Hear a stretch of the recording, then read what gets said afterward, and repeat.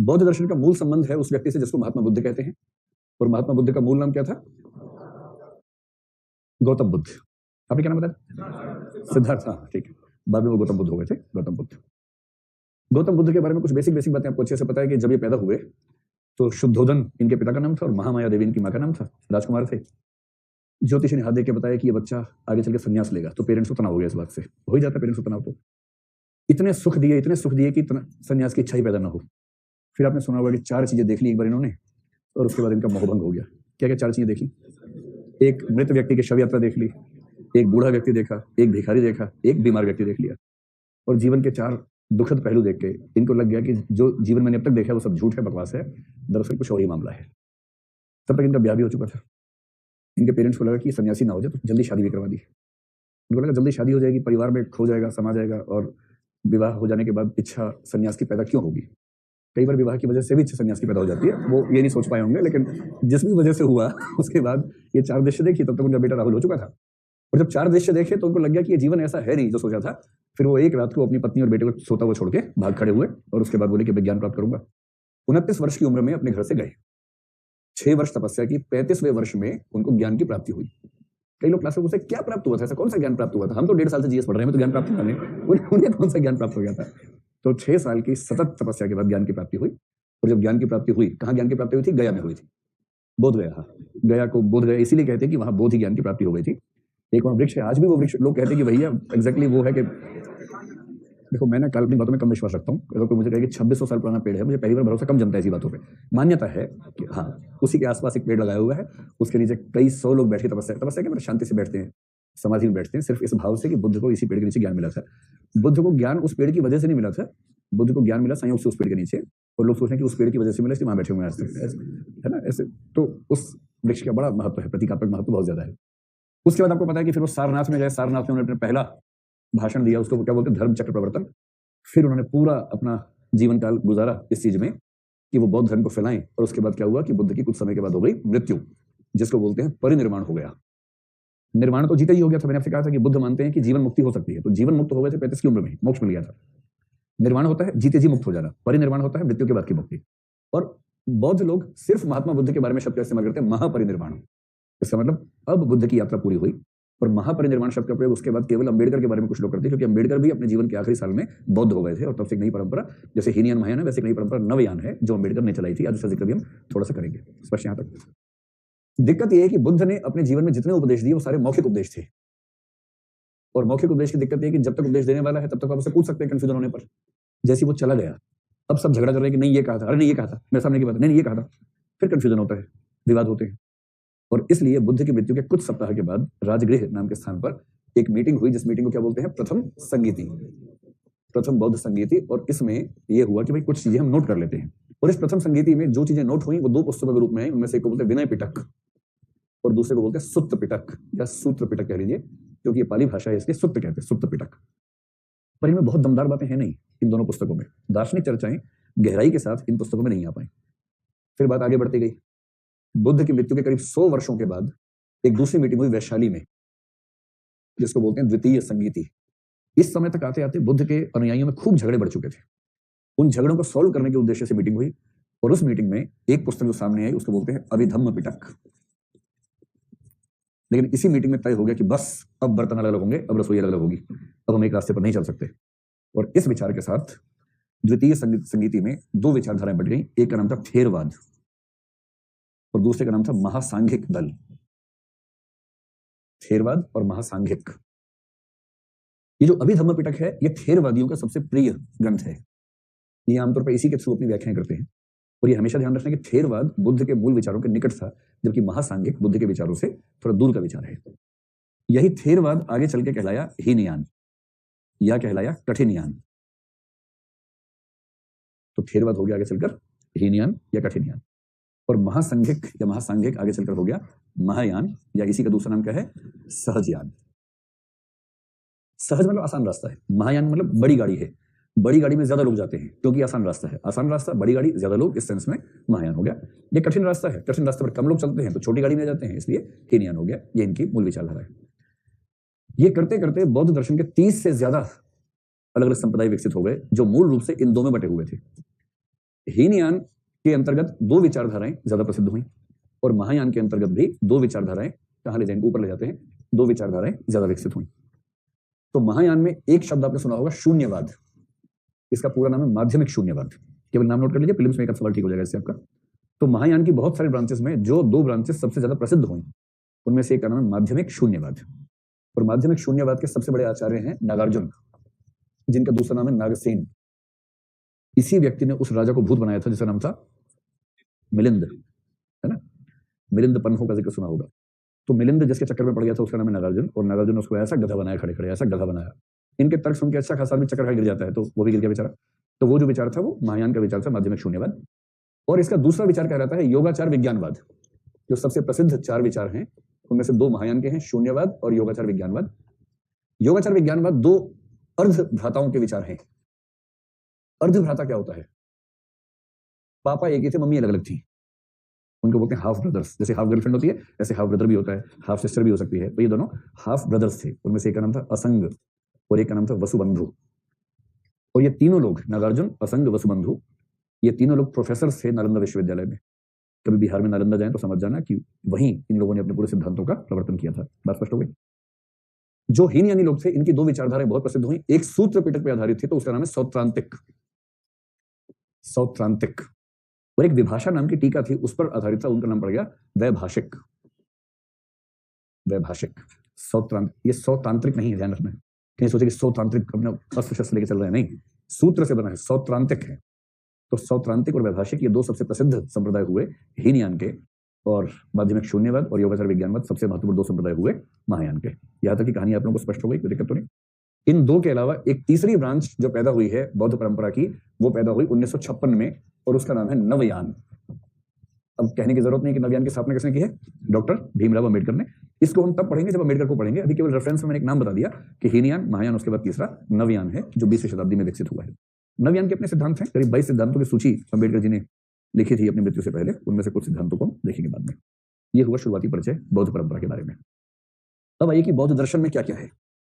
बौद्ध दर्शन का मतलब होता है नागार्जुन, असंग, वसुबंधु, सौत्रांतिक, वैभाषिक, इन सब का दर्शन। सुत्त पिटक, अभिधम्म पिटक, इन सब में जो बातें लिखी है उन सबके संकलन को बोलते हैं बौद्ध दर्शन। क्योंकि बुद्ध ने तो मौखिक बातें कही थी ना, हम कैसे जाने कि दरअसल वो क्या कह रहे हैं। बौद्ध दर्शन में तीन चीजें हैं।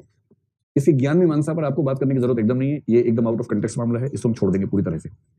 हमारे लिए जो जानने की बात है, एक तो थोड़ा सा तत्व मीमांसा, क्योंकि उससे लिंक बनेगा बात की चीजों का। और जो हमारे पाठ्यक्रम का मूल हिस्सा है वो क्या है, नीति मीमांसा है।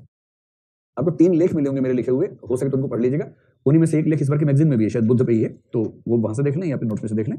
आज मैंने क्लास से पहले खुद अपने लेख को पढ़ा और मैं अपना लेख पढ़ के बहुत प्रभावित हो गया। मुझे लगा ठीक ठाक लिखा हुआ है, तो मुझे मतलब बड़ी फुर्सत में लिखा गया लेख है। जब आदमी बहुत फुर्सत में होता है ना, उस समय का लेख है। तो मुझे लगा कि दर्शन की बातें बहुत सामान्य भाषा में अगर पढ़नी है तो वहां से पढ़ लीजिए। तो आज की क्लास का जो कुल मिला के लब्बो-लुआब है, निचोड़ है, वो उस लेख से पढ़िएगा, नोट्स मत पढ़िएगा। जो लेख आपके नोट्स में ना, एक तो नोट्स में उसके बाद लिख दिया होगा, 4 पेज का है, उस लेख को पढ़िए, सारी बातों का आसान भाषा में समझ में आ जाएगा, वही लिखिएगा परीक्षा में, ठीक है। तो समझा मैं रहा हूं, घर जाके पढ़ लीजिएगा। जहां तक बुद्ध की तत्व मीमांसा की बात है, आपको अच्छे से पता है कि तत्व मीमांसा में 3 चीजें आती हैं। क्या क्या आती है बताओ जल्दी से। एक तो आता है ईश्वर, दूसरी आती है आत्मा, तीसरा क्या आता है, जगत आता है। 3 चीजें आती हैं।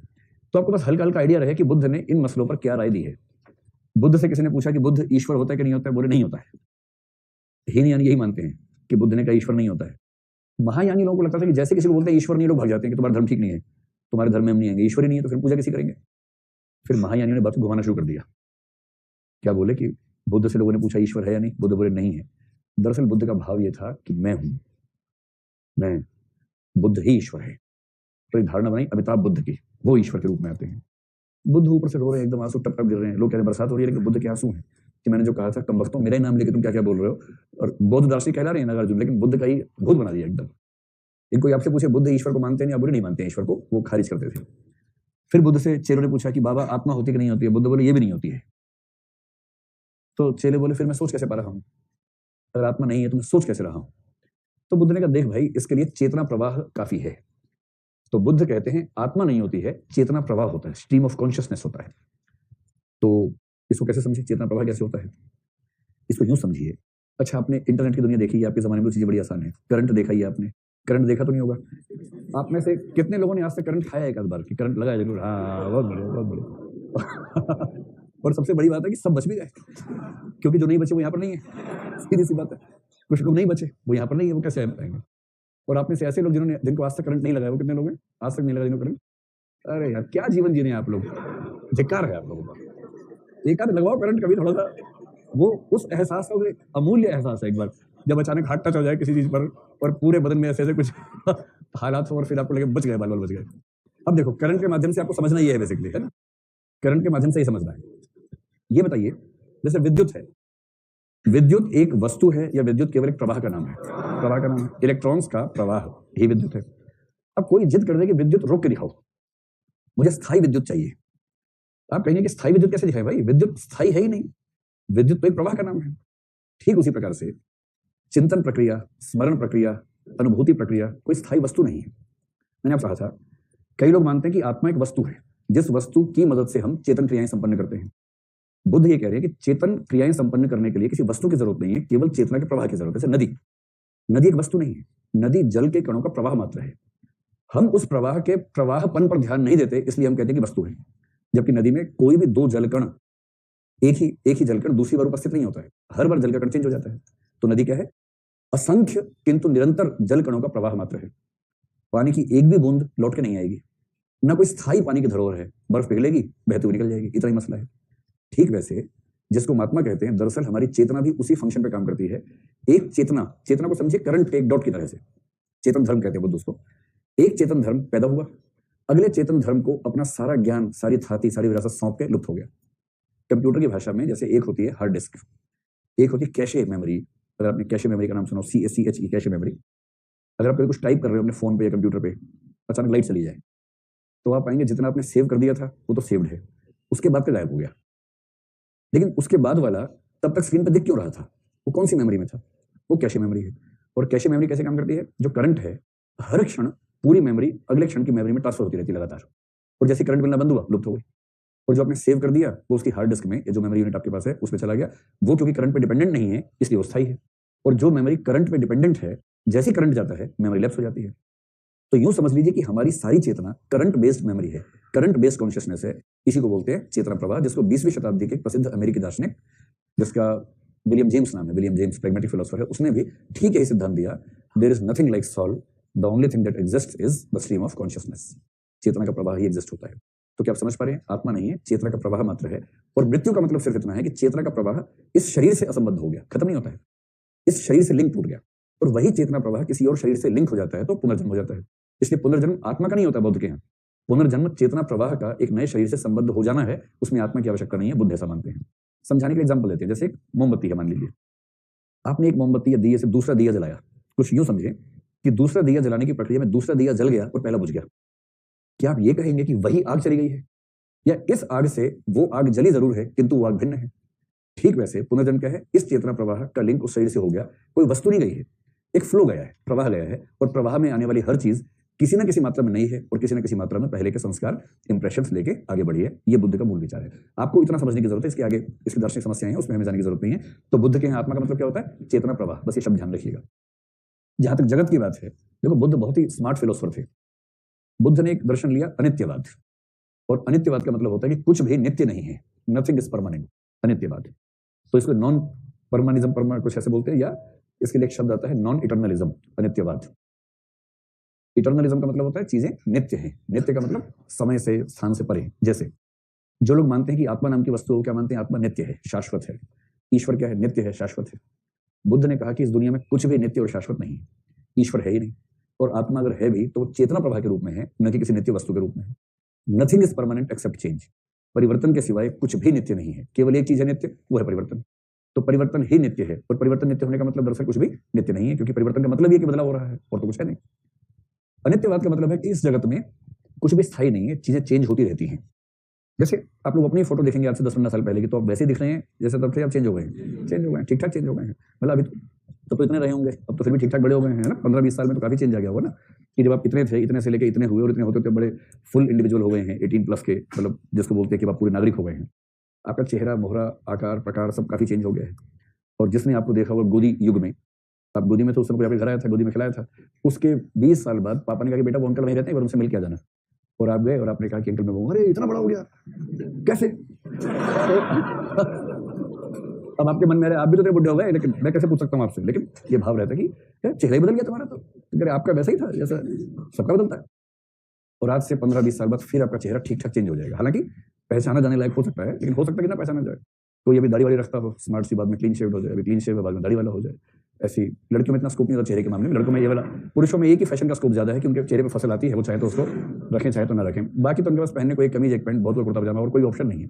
महिलाओं के पास 1000 तरह के ऑप्शन है, पुरुष वाले तो है ही साथ में, लेकिन पुरुषों के पास महिला वाले ऑप्शन भी नहीं कि घघरा पहन के निकल रही, वो सब बहुत ज्यादा पुरुषों के साथ है। केवल मूछ दाढ़ी ने थोड़ा स्कोप दिया पुरुषों को कि कम से कम कुछ डाइवर्सिटी अपने जीवन में ला सकते हैं, उसके बिना क्या स्कोप है पुरुषों के पास। चलिए, तो जीवन में चेंजेस आते रहते हैं। अब बुद्ध ने कहा अनित्यवाद। हीनयान के लोगों ने अनित्यवाद को आगे बढ़ा के एक सिद्धांत दिया, उसको बोलते हैं क्षणिकवाद। और क्षणिकवाद का सिद्धांत कहलाता है थियरी ऑफ मोमेंटरीनेस। बहुत ही वैज्ञानिक दर्शन है बुद्ध का, बहुत ही वैज्ञानिक, तार्किक। इसको समझने के लिए केवल एक एग्जांपल से समझते हैं बात को। बस दर्शन का मतलब है कि निगाह पैनी होनी चाहिए, नजर ऐसी हो कि आप चीजों को देख सके ठीक से। बुद्ध के चेलों ने कहा कि अनित्यवाद ठीक है, कुछ भी नित्य नहीं है, समझ में आ रहा है, यानी जो भी है खत्म होगा, इसका मतलब ये हुआ। लेकिन ध्यान से देखिए, जैसे आप 10 साल पहले जैसे दिखते थे आज वैसे नहीं दिखते हैं, इसका मतलब आप में चेंज हुआ है। ये चेंज कैसे होता है? दो तरीके हो सकते हैं, या तो ये है कि एक निश्चित समय साल में या महीने में एक बार आता है, उस सेकंड में सब चेंज हो जाता है। और यदि इस तरह की बेकार व्याख्या आप नहीं मानेंगे तो आपको मानना पड़ेगा कि चेंज हर क्षण में हो रहा है। हर क्षण में हमारी कोशिकाएं मरती हैं, पैदा होती हैं, मरती हैं, पैदा होती हैं। और बायोलॉजी कहती है कि 7 साल में व्यक्ति की सारी कोशिकाएं चेंज हो जाती हैं। इसका मतलब ये हो कि 7 साल पहले मैं जिन कोशिकाओं से युक्त था, आज उनमें से एक भी कोशिका जीवित नहीं है, सब चेंज हो चुका है। और यदि मैं 7 साल छोड़ के 7 मिनट की बात करूं, तो 7 मिनट पहले मेरी कोशिकाओं का जो समूह था उसमें कोई ना कोई चेंज तो आ ही चुका है। और ये बात 7 मिनट की है, 7 सेकंड पे भी लागू होगी, 7 सेकंड पे भी और 1 सेकंड पे भी। तो जिसने क्षणिकवाद लिखा था और जो मैं बोल रहा हूँ, ये एक ही व्यक्ति के दो अलग व्यक्ति हैं, अलग व्यक्ति हैं। और जिसने क्षणिकवाद लिखते हुए देखा था और जो अब सुन रहा है, वो भी अलग व्यक्ति हैं। यानी इस क्लास में कितने व्यक्ति हैं?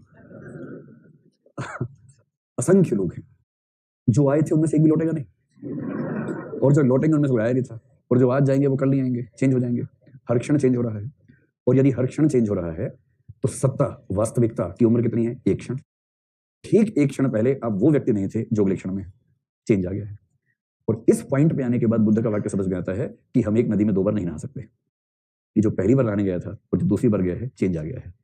नदी में भी चेंज आ गया है, पानी के जो बूंद उस समय थी और पानी की जो बूंद इस समय है वो चेंज हो गई, और जो नहाने गया था वो भी चेंज हो गया है। ठीक यही वाक्य पश्चिम में हेराक्लाइटस ने कहा, हम एक नदी में 2 बार नहीं नहा सकते। ये वाक्य भी सेम बोला है, समय भी दोनों का सेम है, 6th सेंचुरी बीसी के आसपास। और हेराक्लाइटस का एक स्टूडेंट था थेटिलस, वो तो और आगे बढ़ गया कि गुरुजी हम एक नदी में एक बार भी नहीं नहा सकते, 2 बार छोड़ो। जिसका पैर गया था जिसका सिर गया है, चेंज हो गया बीच में, 1 सेकंड हो गया। और अगर बीच में एक क्षण हो गया तो सीधी सी बात है कि जिसका सिर गया था और जिसका पैर गया है अलग है, और जिस नदी में सिर गया था और जिस नदी में पैर गया है वो भी अलग अलग है। तो हम एक नदी में एक बार भी नहीं नहा सकते। और ये सुनकर बहुत सारे स्टूडेंट क्या करते हैं, जब नहा ही नहीं सकते तो कहे नहाएं। वो निष्कर्ष निकालते हैं कि जब नहा सकते ही नहीं, जब अलग अलग लोग नहाएंगे एक के नाम पर, तो फिर हम क्यों इतना पेन सारा हमने नहा रहे कई लोग, ये क्या बात है? इससे बढ़िया छोड़ो, नहाना ही नहीं है। और इस प्रकार से अनित्यवाद का विचार बढ़ते बढ़ते लॉजिकली कहाँ पहुंच गया? क्षणिकवाद पे आ गया। बात स्पष्ट हो गई यहाँ तक? ये सारे शब्द बीच बीच में आएंगे, इसलिए इनका एक आइडिया रखना ठीक है। अब आइए अपने मूल विषय पर, क्योंकि हमें पढ़नी है बुद्ध की नीति मीमांसा। बुद्ध की नीति मीमांसा में क्या क्या पढ़ा जाना चाहिए, इसमें 3 4 5 बातें हैं। सबसे पहली बात है 4 आर्य सत्य। मुझे पक्का शक है मध्य प्रदेश नाम के क्यूट राज्य पर वो अगला सवाल पूछेगा, बुद्ध के 4 आर्य सत्य बताओ, ऐसे करके पूछते हैं जैसे कोई सस्पेंस की बात है। 4 आर्य सत्य बताओ। अगली बार पूछेगा कि ये पुस्तक कौन से शहर में लिखी गई थी, आप बता देना। राजगृह में प्रथम संगीति हुई थी और दूसरी संगीति कहाँ हुई थी? वैशाली में। एकदम इसलिए मैं शहर के नाम मैंने जीवन में पहली बार बताए हैं, आज तक नहीं बताए थे मैंने। वो इसलिए बताया क्योंकि जैसे ही मैंने देखा कि प्रश्न इस तरह के आने शुरू हो गए हैं, तो बेहतर है कि शहरों के नाम, गांव के नाम भी। अगली बार से पिन कोड बताऊंगा साथ में, कौन सा पिन कोड जहाँ मीटिंग हुई थी। कई मध्य प्रदेश के लोग अगले सर में जाके पूछे कि कौन सा पोस्ट ऑफिस कौन सा पड़ता है, वो वाला, या थाना कौन सा पड़ता है। तो सोचिए दर्शन के पेपर में थाना पूछे अगर, कि कौन से थाना क्षेत्र में शंकराचार्य रहते थे। क्या सवाल है, इतना क्यूट सवाल कहाँ सकता है? मध्य प्रदेश में। चलिए, तो एक चीज तो हम पढ़ेंगे 4 आर्य सत्य क्या है, हल्का हल्का, बहुत गहराई में जाएंगे। दूसरा, आपने एक वाक्य पढ़ा होगा बार बार, मध्यम मार्ग, जिसका नाम बुद्ध के नाम के साथ प्रसिद्ध हो गया बहुत ज्यादा, जबकि बुद्ध ने बहुत ज्यादा इस पर जोर दिया हो, ऐसा है नहीं, तो तब भी देखेंगे क्या कहना चाह रहे हैं। एक शब्द हम पढ़ेंगे बुद्ध के बारे में जिसका नाम है आत्मदीपो भव या अपदीपो भव। यह भी बुद्ध का एक नैतिक विचार माना जा सकता है। एक शब्द पढ़ेंगे बोधिसत्व। ये 4 मुख्य सिद्धांत हैं, और इसके बाद अंत में लिखिए अन्य सिद्धांत, जिनके बारे में 2 वाक्य में सुन लेंगे उस तरह का। बुद्ध बहुत सही आदमी थे, इतनी गहरी बात करते थे चेले चपाटों से। एक बार एक चेला आया, उसने कहा मैं बहुत परेशान हूं बुद्ध जी। बुद्ध हमेशा मुस्कुराते रहते थे, स्थित प्रज्ञ आदमी थे। स्थित प्रज्ञ का मतलब क्या होता है? राग द्वेष से मुक्त वीतरागी व्यक्ति जो होता है ना, ईर्ष्या से, द्वेष से और अहंकार से, क्रोध से, इन सबसे जो मुक्त हो जाए उसको बोलते हैं स्थित प्रज्ञ, जो अपनी प्रज्ञा में स्थिर है उसको स्थित प्रज्ञ कहते हैं। तो बुद्ध के बारे में प्रसिद्ध है कि हमेशा मुस्कुराते रहते थे। पर मुस्कुराहट का मतलब वो वाली जो विनम्र मुस्कुराहट है, ये नहीं कोई दर्द में उससे देखकर मुस्कुरा रहे हैं कि और आओ बेटा मेरे पास, ऐसे वाला नहीं, विनम्र वाली मुस्कुराहट उनके चेहरे पर हमेशा तैरती थी, ये उनकी एक ख्याति है। तो इस बात से बुद्ध के बाद में लोग बड़े परेशान हुए। तो एक चेले ने कहा कि हे बुद्ध, मैं बहुत परेशान हूँ। बुद्ध ने मुस्कुरा के पूछा, बताओ क्या बात है? तो उसने कहा, हे बुद्ध, मैं खुशी हासिल करना चाहता हूं, मुझे इसका जवाब दीजिए। ठीक है, ये उन्होंने कहा, ठीक है, मैं खुशी हासिल करना चाहता हूं, ऐसा वाक्य बोला। बुद्ध मुस्कुराते रहे। उसने कहा, बुद्ध मैं बहुत परेशान हूं, आप मुझे समाधान बताइए। बोले देखो, इसमें केवल एक समस्या है, एक तो समस्या है ये और एक समस्या है ये। देखो, तुम्हें दो चीजों से मुक्त हो जाना है। एक चीज है वासना या लालसा। जीवन में जब भी ये भाव आए कि मैं यह हासिल करना चाहता हूं, ये लालसा है, वासना है। और जब तक व्यक्ति लालसाओं से मुक्त नहीं होगा तब तक वो स्वस्थ हो नहीं सकता है। दूसरा मुक्त हो जाना है, मैं का भाव क्या है? अहंकार का भाव है। जब आत्मा है ही नहीं और लोग अपनी आत्मा लेके घूम रहे हैं, तो बस एक काम करो, एक तो मैं छोड़ दो, एक हासिल करना चाहता हूं का भाव छोड़ दो। क्या बचा? खुशी।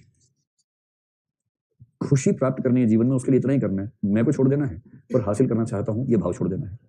फिर अपने आप क्या हो जाएगी? खुशी हो जाएगी, प्रसन्नता अपने आप, आनंद अपने आप हो जाएगा। उसके बाद वो रुका हुआ है, भाग गया वो आदमी, वो बहुत जोर से सिर पे चप्पल रख के भागा कि कहीं और ज्ञान मिल गया, पता लगा अगली बार मैं भी नहीं बचा। तो अभी तक तो इतना ही ज्ञान मिला। पर ये इतनी गहरी बात हर कोई नहीं कर सकता। बुद्ध की बात अलग है। तो सबसे पहले 4 आर्य सत्य। जब बुद्ध को ज्ञान प्राप्त हो गया, और ये ज्ञान जीएस टाइप का ज्ञान नहीं होता है, बहुत गहरा ज्ञान होता है। ज्ञान प्राप्त होने का मतलब है रियलाइजेशन। रियलाइजेशन का मतलब चीजें एकदम स्पष्ट रूप में दिखने लग गई हैं। ऐसा हम तो जनरली बहुत मोटी बुद्धि के लोग हैं, हम सब लोग, हमें जो है और जो दिखता है उसका अंतराल समझ में नहीं आता है। जैसे दुनिया की चीजों को देखकर यथार्थ मान लेना, ये एक छोटी बात है। पर यदि कोई व्यक्ति दुनिया की, जैसे जो ईश्वर को मानता है, जो ईश्वर को गहराई से महसूस करेगा, उसे जगत के कण कण में सचमुच ईश्वर का एहसास होना शुरू हो जाएगा। और ईश्वर जगत के कण कण में है, ये एहसास आप किसी को जीएस की किताबें नोट बनवा के ला नहीं सकते कि बनाओ नोट्स, ईश्वर कहाँ है? कण कण में है। सब जोर से बोलो, कण कण में है। पर है नहीं, दिख नहीं रहा है किसी को, बस नोट्स में दिख रहा है कि 1 नंबर का सवाल आएगा, गोला भर देना है कण कण में, तो उससे नंबर आ जाएंगे।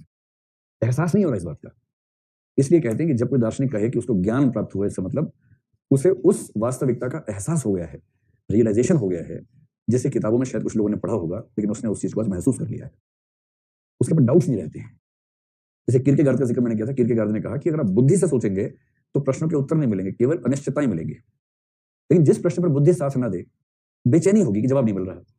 उस बेचैनी को टालो मत, उस बेचैनी को झेलो, झेलते जाओ, झेलते जाओ। और एक समय के बाद उस बेचैनी के बीच में ठहराव हासिल हो जाएगा। और ठहराव जब हासिल होगा, आपको उस प्रश्न का एक उत्तर अपने आप रियलाइज हो जाएगा। उसके बाद कोई उस उत्तर के खिलाफ कितने भी तर्क देता रहे, उस उत्तर के पक्ष में कोई कितनी बात करे, आपको ना पक्ष में प्रमाण चाहिए, ना विपक्ष के तर्कों से आपको घबराहट होगी। आप बड़े प्रसन्न भाव से महसूस करेंगे कि आपको सत्य का अनुमान है और किसी और से सत्य जानने की जरूरत नहीं है। और दबाव नहीं होगा, किसी के तर्क देने से आप पर जरा भी दबाव आएगा, ऐसा नहीं होगा। एक पॉइंट ऑफ रियलाइजेशन होता है जो बुद्ध को 6 साल की तपस्या के बाद है। और तपस्या का मतलब क्या होता है? चिंतन, मनन, डूबना, सत्यों का साक्षात्कार करना। क्या सच है? ईश्वर है या नहीं? आत्मा है या नहीं? इन प्रश्नों पर इतना मनन करना, इतना चिंतन करना, और प्रश्न पूछना अपने आप से, हर प्रश्न का उत्तर खोजना, उत्तर पे प्रश्न खड़े करना। और जिस बिंदु पर एक ऐसा उत्तर मिल जाए कि अब कोई प्रश्न से सामने नहीं टिक पाएगा, अब मेरे उत्तर मुझे कम से कम स्पष्ट हो गए हैं, तब वो व्यक्ति कहता है कि अब मैं मुक्त हूं, अब मुझे कंफ्यूजन नहीं है, अब एक क्लैरिटी है। और मैं क्लैरिटी ट्रांसफर कर पाऊंगा या नहीं पता नहीं, लेकिन मैं उस क्लैरिटी के साथ कम से कम जी तो सकता ही हूं। इसको बोलते हैं ज्ञान प्राप्त होना। वो ट्रांसफर नहीं होती क्लैरिटी। उसकी वजह क्या है? इस व्यक्ति ने जिस लेवल पे जाके चीजों को समझा है, आम आदमी उस लेवल पे जाने को तैयार नहीं है। वो उस लेवल की चीजों को इस लेवल की भाषा में चाहता है। बुद्ध ने कहा कि इन प्रश्नों के उत्तर अव्याकृत हैं, अव्यक्ता नहीं है। अव्याकृत का मतलब है कि रियलाइजेशन जिस स्तर पे हुआ है, उस स्तर की बात इस स्तर की भाषा में आ ही नहीं सकती है। अव्याकृत है। व्याकरण की भाषा में उस स्तर के एहसास को व्यक्त करना संभव नहीं है। और इसलिए बुद्ध ने सबसे महत्वपूर्ण 16 प्रश्नों के उत्तर देने से मना कर दिया। चुप रहे हमेशा। उन प्रश्नों को बौद्ध परंपरा अव्याकृत कहती है। कुछ मूर्ख कहते हैं कि बुद्ध को उत्तर आते ही नहीं थे, और बुद्ध इस पर भी मुस्कुरा रहे थे कि मैं कैसे समझाऊं तुम्हें कि उत्तर मुझे आता है, लेकिन तुम पात्र होते तो समझाता। पहले उसकी पात्रता हासिल तो करो, उस स्तर की भाषा समझने के लायक तो बनो। कैसे उस स्तर की भाषा समझो? ये ठीक वैसे ही है कि छोटे बच्चे को आपको समझाना है कि ग्रे शेड क्या होता है। छोटा बच्चा डाइकोटोमिक सोचता है। वो पूछेगा कि पापा ये हीरो है या विलन है? आप समझाना चाह रहे हैं कि बेटा हीरो और विलन दो व्यक्ति नहीं होते हैं, हर व्यक्ति के भीतर आनुपातिक रूप से हीरो विलन होते हैं। कुछ बोलते रहते हो, सीधा बताओ ना कौन हीरो के विलन है। अब उस बच्चे के स्तर पे आप ये बात समझा पाए कि हीरो विलन दो नहीं होते, एक होता है। उसका स्तर नहीं है समझने का।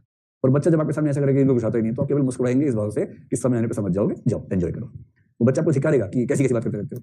आप इसमें भी मुस्कुराएंगे, गुस्सा नहीं करेंगे, आप मुस्कुराएंगे, आप कहेंगे हाँ तुम ठीक करो बेटा, जाओ समय आने पे समझ जाओगे। ये तो कहेंगे और क्या कहेंगे? यही बुद्ध की दशा थी। और इसलिए बुद्ध ने जब रियलाइजेशन हुआ, जब पहला ज्ञान देना शुरू किया, उन्होंने कहा कि देखो, इस पूरी दुनिया को समझना हो, 4 आर्य सत्य हैं, 4 मूल सत्य हैं, चत्वारी आर्य सत्याणी, 4 सत्यों में सारी बात को समझ सकते हैं। तो 6 लोग बैठ गए नोट्स लेके कि जल्दी बताओ क्या क्या है, नोट्स बना लेते हैं। आपने 6 साल तपस्या की, हमें 6 मिनट में नोट्स मिल जाएंगे, बताइए क्या सत्य है। तो पहला बुद्ध ने कहा, पहला सत्य है सर्वम दुखम दुखम। सर्वम दुखम दुखम, पहला आर्य सत्य है, सब कुछ दुखमय है, कुछ भी सुख नहीं। कुछ लोगों को इससे बड़ा तनाव हो गया कि अब क्या बचा जीवन में। फिर दूसरा है दुख समुदाय। दुख समुदाय, इसका मतलब दुखों का कारण है। दुख यूं ही नहीं होते जीवन में, दुखों का कारण होता है। फिर तीसरा कहा दुख निरोध, यानी दुखों को रोका जा सकता है, दुखों का रोकना संभव है, दुख निरोध कहते हैं उसको। और लोगों ने पूछा कैसे, बोले चुप, 4 है ना, चौथा सुन। चौथा है दुख निरोध मार्ग, दुखों के निरुद्ध होने का एक मार्ग भी है, दुख निरोध मार्ग है। ये 4 आर्य सत्य हैं। कोई पूछे 4 आर्य सत्य क्या है, अपना टेबल बना के, चित्र बना के, प्रथम आर्य सत्य, द्वितीय आर्य सत्य, ऐसे करके 4 आर्य सत्य बता दीजिएगा। बस नंबरिंग ध्यान रखिएगा, इसमें नंबरिंग चेंज करने का ऑप्शन नहीं, क्योंकि एक लॉजिकल ऑर्डर में है। पहले में बता रहे हैं कि भाई दुख ही दुख हर तरफ है, फिर दुखों कारण है, फिर दुखों को दूर भी कर सकते हैं, और दुखों को दूर करने का एक निश्चित मार्ग भी है। एक लॉजिकल सीक्वेंस में बात करते हैं। बुद्ध बहुत वैज्ञानिक बुद्धि के आदमी है, इसलिए बुद्ध के पूरे सिस्टम ऑफ फिलोसफी में आपको एक लॉजिक, इनहेरेंट लॉजिक दिखेगा, रीजनिंग दिखेगी। ये बुद्ध की खास बात है। अब 4 आर्य सत्यों के बारे में हमें जो हल्का हल्का जान लेना है उसको समझते हैं थोड़ा सा, और फिर आगे बढ़ते हुए चलते हैं। प्रथम आर्य सत्य है सर्वम दुखम दुखम। ये 4 आर्य सत्य उस लेख में आपको शायद नहीं मिलेंगे, ये नोट्स में मिलेंगे, वहां से देख लीजिएगा, ठीक है। और बाकी पॉइंट्स जितने क्लास में हो रहे हैं ना, उससे आप आंसर लिख पाएंगे आराम से, उतना भी काफी। 4 आर्य सत्य है। पहला आर्य सत्य क्या है, सर्वम दुखम दुखम, ठीक है। इसका मतलब बुद्ध कह रहे हैं कि जगत में सब कुछ दुखमय है, सब कुछ दुखमय, यानी कुछ भी सुखमय नहीं है, सब कुछ दुखमय है। लोगों ने कहा ऐसा तो नहीं है भाई, इधर 4 बार पीछे करते, बोले अच्छा शाम को आना, शाम को तुम्हारे सामने एक रखेंगे फ्राई की हुई मछली, एक रखेंगे कबूतर, एक मोर रखेंगे पकाया हुआ, और साथ में गिलास में भरा हुआ रसायन। बैठो हमारे साथ, फिर बताओ सर्वम दुखम दुखम है कि सर्वम सुखम सुखम है। तो बुद्ध ऐसे लोगों को हल्के से देख के मुस्कुराते हैं, फिर इस भाव से कि मतलब चाकू सेब पे गिरे या सेब चाकू पे गिरे, कटेगा सेब ही, तो फिर चुप हो जाते हैं कि यार तुमसे ना हो पाएगा, तुम छोड़ो। फिर वो आगे बात बढ़ाते हैं। किसी ने पूछा कि भाई सब कुछ दुख में है, तो फिर सुख के बारे में क्या स्थिति है। बुद्ध ने कहा कि दुख में तो एक दुख है, सुख में 3 दुख होते हैं। सुख में 3 दुख निहित हैं, दुख में तो एक दुख निहित है, सुख में तो 3 दुख निहित है, इसलिए सुख तो दुख से भी ज्यादा दुखात्मक है। तो लोगों ने कहा अच्छा बताओ कौन कौन से दुख है भाई। एक दुख है प्राप्ति से पहले का संघर्ष। सुख मिलेगा इस भाव से सुख की प्राप्ति के लिए ठीक ठाक स्ट्रगल करनी पड़ती है, संघर्ष करना पड़ता है। जैसे अभी आप कर रहे हैं, आईएएस बनना है, आईएएस बनने का सुख लेना है, उसके लिए 2-3 साल, वो भी जीवन के सबसे सुंदर समय के 2-3 साल आप खर्च कर देंगे। जिस समय में आप बगीचों में हो सकते थे, लेकिन आप क्लासरूम में बैठे हुए हैं और आप रात दिन पढ़ाई कर रहे हैं। इससे बड़ा दुख जीवन में क्या हो सकता है ना। उम्र का वो समय जो सबसे सुंदर समय है, उस समय आप लगातार पढ़ भी क्या रहे हैं, फिलोसफी पढ़ रहे हैं, सर्वम दुखम दुखम पढ़ रहे हैं, है ना। इससे बड़ा दुख जीवन में क्या हो सकता है ना, दुख तो है ही वाला। एक तो ये प्राप्ति का संघर्ष, अगर प्राप्ति नहीं हुई तो विफलता का दुख है। कुछ लोग सोचते प्राप्ति हो गई तो टेंशन खत्म हो गई, बुद्ध कहते नहीं, तब 2 टेंशन और होंगी। तो सबसे पहले है प्राप्ति का संघर्ष, सुख मिलेगा या नहीं ये बेचैनी, नहीं मिला तो विफलता का दुख उसमें होने वाला है। अगर सुख मिल गया, जैसे परसों मान लीजिए कार्ड आपने किसी को दिया, और जिसका कार्ड एक्सेप्ट नहीं हुआ वो तात्कालिक रूप से दुखी होगा, स्थायी रूप से खुशी रहेगा जीवन में। जिसका कार्ड एक्सेप्ट हो गया वो तात्कालिक रूप से आज मैं ऊपर आसमान नीचे, कुछ दिनों के बाद आज मैं नीचे आसमानी, वो जो भी कर रहा है उसका बोझ ऊपर, उसके मतलब सब सारे तनाव मेरे खोपड़ी के ऊपर फ्री हो जाएगा। तो तत्काल सुख है। तो जब कोई सुख हासिल हो गया मान लीजिए, उसके बाद तनाव रहता है कि वो सुख बना रहेगा या नहीं। एक तो कुछ लोग कहते हैं कि सुख तब तक सुख है जब तक वो मिला नहीं है। प्राप्त हो जाने के बाद कोई भी सुख केवल सुख नहीं रहता, वो मिश्रित हो जाता है, उसमें सुख और दुख का मिश्रण हो जाता है। जब तक ना मिले तब तक वो केवल सुख रहता है, और जैसे मिल जाए वो सुख और दुख का मिश्रण, मिश्रित सुख कहा गया इसको फिजिक्स में, क्योंकि तब आपको उसके दुखात्मक पहलू भी सामने दिखाई देने लगते हैं, उसके पहले वो पहलू सामने नहीं आते हैं। और अगर मान लीजिए सुख मिला और सुख ही लग रहा है, तो भी क्या तनाव है, ये सुख बना रहेगा या नहीं बना रहेगा, क्योंकि कार्ड आपने भी दिया था, किसी और ने भी दिया था। और अगर उस व्यक्ति को 6 महीने बाद लगे कि ये ठीक नहीं लग रहा है, वो ठीक था, तो लगातार इस तनाव में, इनसिक्योरिटी में कि रोज साबित करना है खुद को, देखो मैं आज भी उतना ही स्मार्ट हूँ, देखो मैं आज भी उतना ही पढ़ने वाला व्यक्ति हूँ, मैं आज भी उतना ही विनम्र हूँ, प्रतिदिन परीक्षा देनी पड़ेगा। तो यह सुख है, ये तनाव ज्यादा है, इसमें तनाव ज्यादा है। इसलिए सुख मिल गया तो भी तनाव है कि सुख बना रहेगा या नहीं बना रहेगा। आईएएस बन गए, कार्डर खराब मिल गया, कार्डर अच्छा मिला, जिला खराब मिल गया, जिला अच्छा मिला, सीएम से झगड़ा हो गया, कहीं पोस्टिंग खराब मिल गई।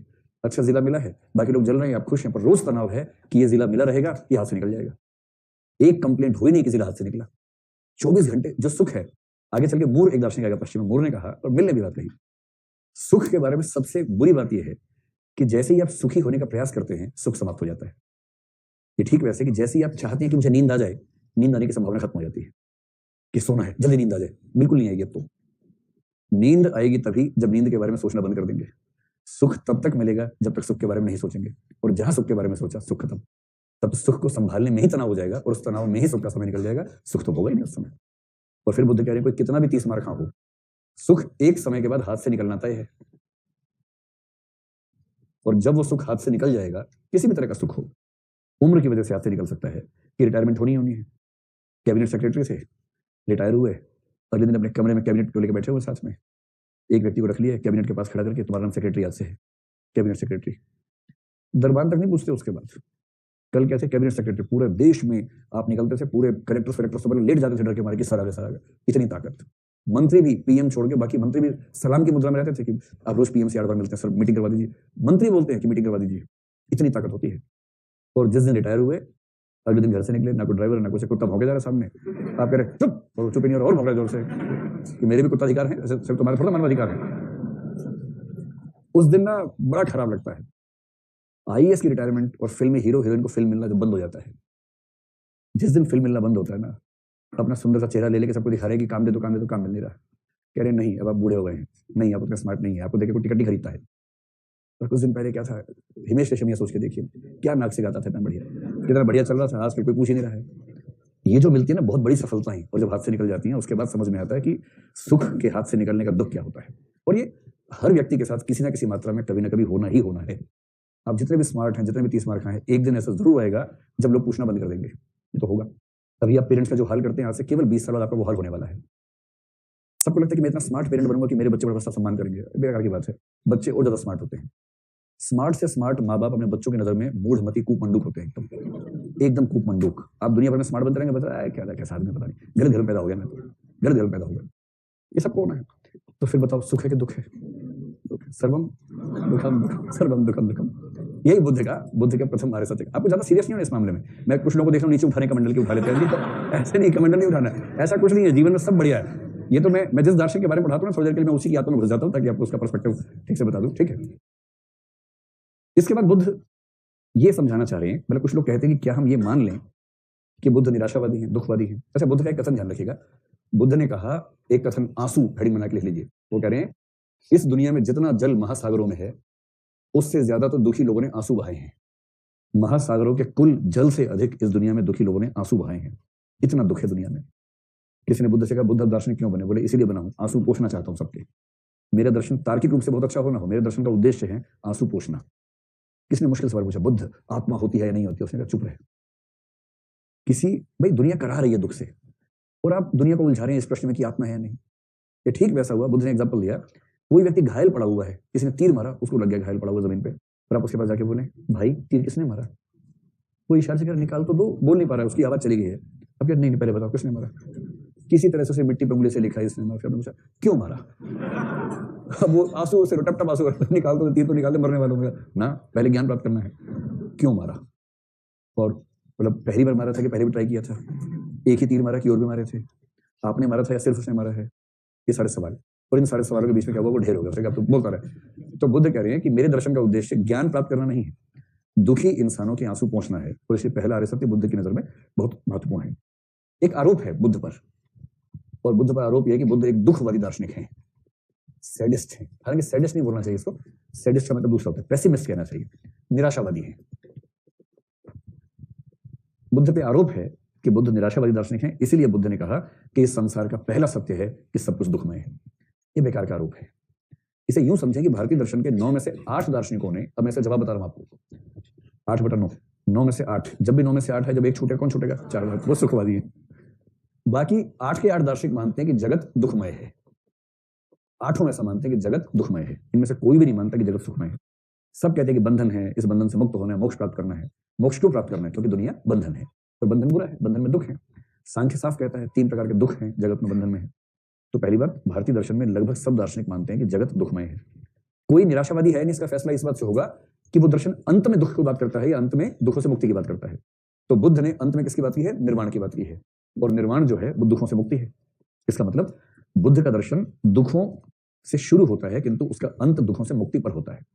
और कोई दार्शनिक दुखवादी निराशावादी है या नहीं, इसका फैसला स्टार्टिंग पॉइंट से नहीं होगा, इसका फैसला उस दर्शन के एंड पॉइंट पे होगा कि वो अंततः क्या कहता है। और अंत में बुद्ध क्या कह रहे हैं? निर्वाण, दुखों से मुक्ति। इसलिए हम इनको दुखवादी नहीं मानेंगे। दुखवादी जो सच्चा दार्शनिक होता है ना, अगर सच्चा दुखवादी देखना, इसका जर्मनी का एक दार्शनिक था शोपेनहावर, इसका नाम शायद आपने सुना होगा। शोपेनहावर जर्मनी का दार्शनिक है, था मतलब इतना दुखी आदमी। हीगल का समकालीन था, हीगल भी जर्मनी का था, कांट भी जर्मनी का था। तो हीगल तो हुआ 19वीं सेंचुरी में, कांट 18वीं सेंचुरी में हुआ। तो 19वीं सेंचुरी में हीगल के समानांतर शोपेनहावर भी हुआ। शोपेनहावर इतना बड़ा दुखवादी है, उसने कहा 3 वाक्य बोले। क्या बोले? सबसे खुशनसीब वो हैं जो पैदा ही नहीं हुए। ये पहला वाक्य। तो हम सब तो नहीं है, क्योंकि हम सब तो हो गए अब।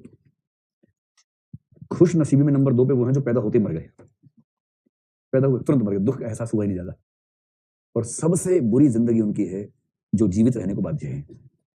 जब तक जीवित रहेंगे दुखी रहेंगे, इतना दुख है दुनिया में। और शोपेनहावर ने कहा कि मृत्यु से बड़ा कोई सुख नहीं है, जीवन से बड़ा कोई दुख नहीं है। और रोचक बात है, इतने में जर्मनी में क्या हुआ? हैजा फैल गया। हैजा समझते हैं अंग्रेजी में क्या होता है? कॉलरा। यस यस, कॉलरा फैल गया, हैजा फैल गया। हैजा फैल गया तो इसकी मृत्यु सामने आ गई।